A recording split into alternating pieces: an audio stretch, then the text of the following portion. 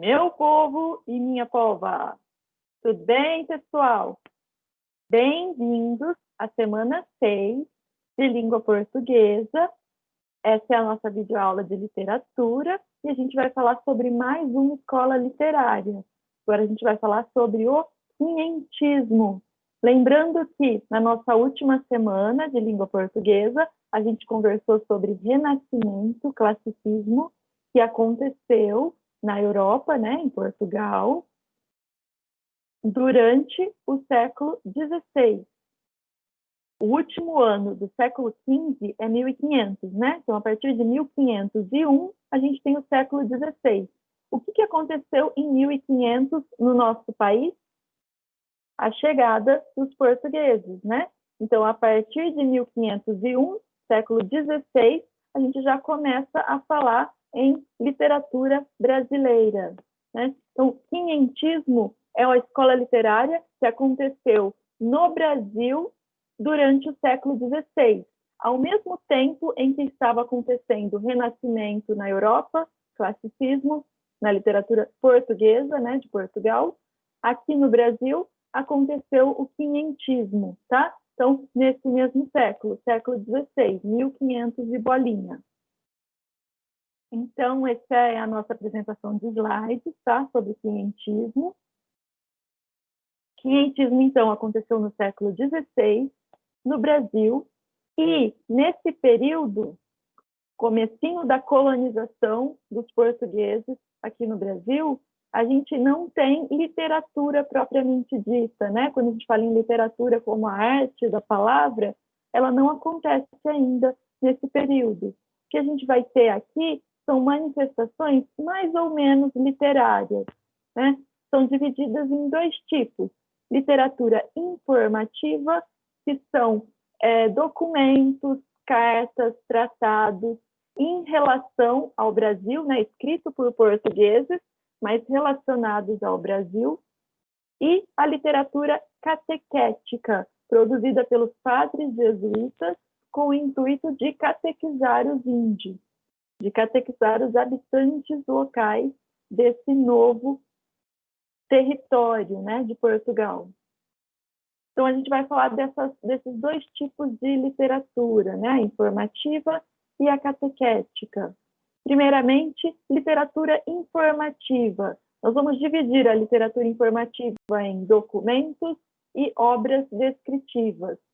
Documentos. O texto mais importante do quinhentismo no Brasil é a Carta de Pero Vaz de Caminha. Pero Vaz de Caminha era o escrivão que estava na nau de Pedro Álvares Cabral, que foi o comandante das naus que chegaram até aqui no Brasil. Qual que é a função do Pero Vaz de Caminha como escrivão dessas naus? É registrar toda a viagem de Portugal até o Brasil, registrar tudo que eles encontraram aqui e depois registrar a viagem de volta até Portugal. Então, tem tudo isso nessa carta. O que a gente tem de destaque na carta de Pero Vaz de Caminha? Vamos destacar dois trechinhos daqui a pouquinho e conversar um pouquinho mais sobre ela. Tem vários outros documentos. No livro vocês vão encontrar mais alguns quando estiverem lendo lá o capítulo 6. Vou destacar também aqui o Diário de Navegação de Pero Lopes de Souza em outra viagem, né? Lá para 1530, dos portugueses para o Brasil, temos esse diário de navegação desse outro escrivão de outra nau, né, dos portugueses. E nós temos obras descritivas. Olha lá, temos vários tratados descritivos do Brasil, sobre as belezas naturais, sobre os minérios encontrados no Brasil, sobre os índios, sobre possibilidades econômicas e etc. E temos obras descritivas que tratam da história do Brasil, né, de todos os acontecimentos importantes durante esse período de colonização. Então, primeiramente, falando sobre a carta de Pero Vaz de Caminha, trouxe dois trechinhos, né? Esse é um deles, e o Pero Vaz de Caminha está descrevendo os habitantes locais, né, para o rei de Portugal, a quem essa carta é destinada. A feição deles é serem pardos, maneira de avermelhados, de bons rostos e bons narizes, bem feitos. Andam nus, sem nenhuma cobertura, nem estimam nenhuma coisa cobrir, nem mostrar suas vergonhas. E estão acerca disso com tanta inocência como tem em mostrar o rosto. Ou seja, ele está contando para o rei que os índios andam nus e não têm vergonha de andar nus. Mostrar o corpo para eles é a mesma coisa que mostrar o rosto. Ele está aparentemente abismado com esse costume dos índios, né? Já que lá em Portugal as pessoas se cobrem com roupas. Esse trechinho da carta que eu trouxe aqui para vocês. Nela, ou seja, nesta terra, até agora não podemos saber que haja ouro, nem prata, nem coisa alguma de metal ou ferro, nem o vimos. Porém, a terra em si é de muito bons ares, assim frios e temperados como os entre Douro e Minho, porque neste tempo de agora, assim os achávamos como os de lá. Vejam, ele está comparando o clima do Brasil com o clima de alguma região de Portugal, para que o rei entenda mais ou menos de que tipo de clima ele está falando. Qual que é o grande interesse de Portugal? Que tenha ouro, prata, algum metal, algum ferro, alguma coisa para explorar, para dar lucro para a sede da colônia, né, que é Portugal. Mas eles não encontraram ainda, eles acabaram de chegar, eles estão vendo ali o litoral. As águas são muitas e infindas, e em tal maneira é graciosa que, querendo-a aproveitá-la, tudo dará nela, por causa das águas que tem. Está querendo dizer aqui que pelo fato de haver muita água, a terra provavelmente é fértil. E o que se eles quiserem plantar coisas nessa terra, provavelmente eles vão conseguir colher. Porém, o melhor fruto que dela se pode tirar, parece-me que será salvar essa gente. E essa deve ser a principal semente que Vossa Alteza nela deve lançar. Quer dizer, além do solo fértil, da gente poder plantar e colher aqui nessa terra, o melhor que a gente pode tirar dessa terra é salvar essa gente. Que gente é essa? São os índios. O que é salvar essa gente aqui para o Pero Vaz de Caminha?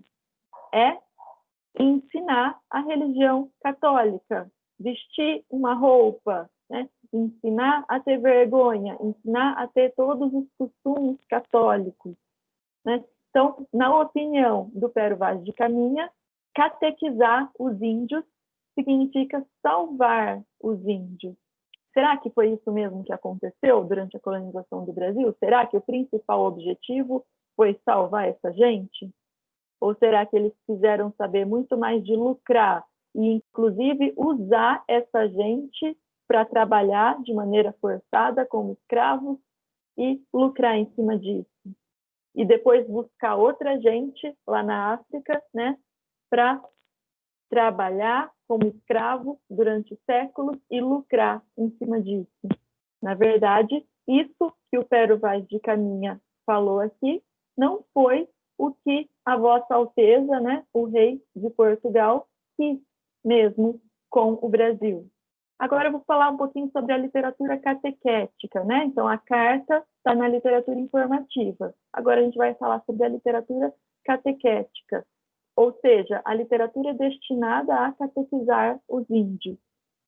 Nós temos uma figura de destaque aqui no quinhentismo, é o único autor da literatura catequética, né, que eu estou destacando aqui nessa apresentação de slides, chamado Padre José de Anchieta. Ele é um padre jesuíta que vem ao Brasil com a missão de catequizar os índios, de ensinar a religião católica para os índios. Ele escreveu alguma literatura informativa também, né, alguns relatórios e tratados, mas aqui a gente não está destacando a informativa, a gente está destacando a catequética. Então eu vou destacar poesia e teatro na obra do Padre José de Anchieta.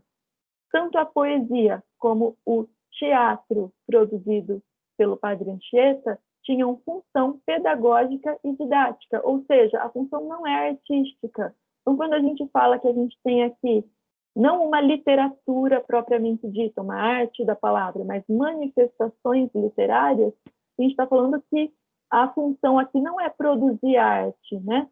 É ter material didático e pedagógico para catequizar os índios.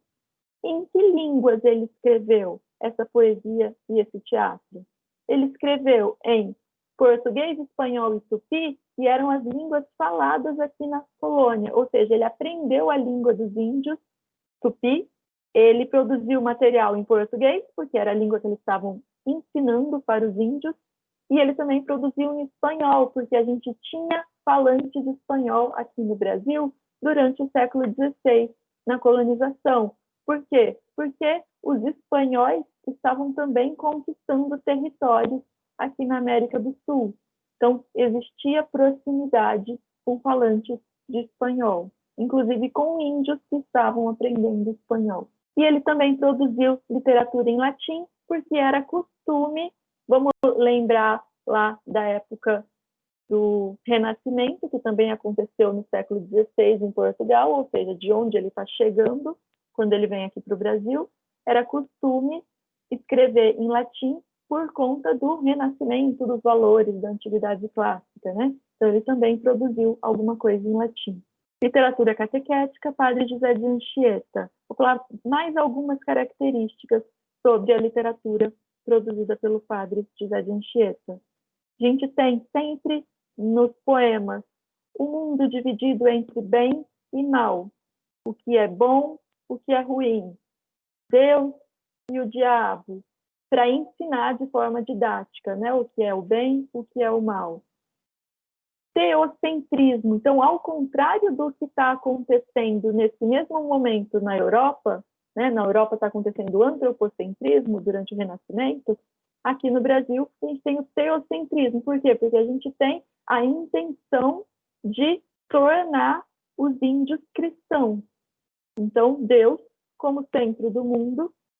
Os poemas do Padre Antônio Vieira eram escritos em versos redondilhos, ou seja, lembra da redondilha maior e da redondilha menor? Versos de 5 sílabas poéticas, redondilha menor, verso de 7 sílabas poéticas, redondilha maior. Né? Então, ele usava versos redondilhos, versos do período anterior ao Renascimento, né? Do humanismo. Então, no quinhentismo, a gente tem os versos redondilhos. Ele escrevia obras com temática religiosa e moral. O teatro do Padre Anchieta é alegórico, lembra o teatro do Gil Vicente. Então, ele usa situações concretas para explicar elementos abstratos, né? Isso que é alegoria. E ele escreve autos, que são peças de teatro com temática religiosa. Um exemplo de um poema do Padre José de Anchieta. Brasil e o governo. O Brasil, que sem justiça andava muito cego e torto, vós o metereis no porto, se lançar de a cobiça, que de vivo o torna morto. Vamos ver se tem métrica nesse poema? O Brasil que sem justiça, 7. Andava muito cego e torto, 7. Vós o metereis no por, 7. Se lançardes se a cobi, 7. Que de vivo torna amor, 7. Eu tenho aqui uma redondilha maior, todos os versos com 7 sílabas poéticas. Do que ele está falando aqui? Ele está criticando a cobiça. Ele está dizendo que não há justiça no Brasil, que se não houver justiça, o que vai acontecer? A gente vai matar o Brasil. Então, ele está criticando a ambição do governo de Portugal com relação ao Brasil. Quer dizer, o governo só pensa no lucro, né? E esse pensamento, essa cobiça, vai acabar com a possibilidade de tornar essa colônia um um bom ambiente, né? De salvar essas pessoas. Veja, o padre José de Anchieta é contra a escravização dos índios, né? Ele é contra a utilização do Brasil somente para obter lucro. Ele está vendo gente aqui no Brasil, ele está conhecendo gente de carne e osso, que pensa, que sofre, que sente, e ele não quer que essas pessoas sejam simplesmente exploradas por dinheiro. Bom, pessoal, é isso que eu tinha para mostrar para vocês sobre o quinhentismo. Essa é a referência.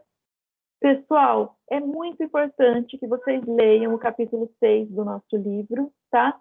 Só assistir essa aula aqui que eu estou dando aqui para vocês agora não é suficiente. Vocês precisam ler o capítulo que está no livro para se aprofundar um pouquinho nesse assunto, para gravar o conteúdo, né, sobre essa escola literária. E é isso, façam os exercícios, contem comigo para o que eu puder ajudar, venham no atendimento, perguntem pelo WhatsApp. Um beijo, tudo de bom, gente. Tchau.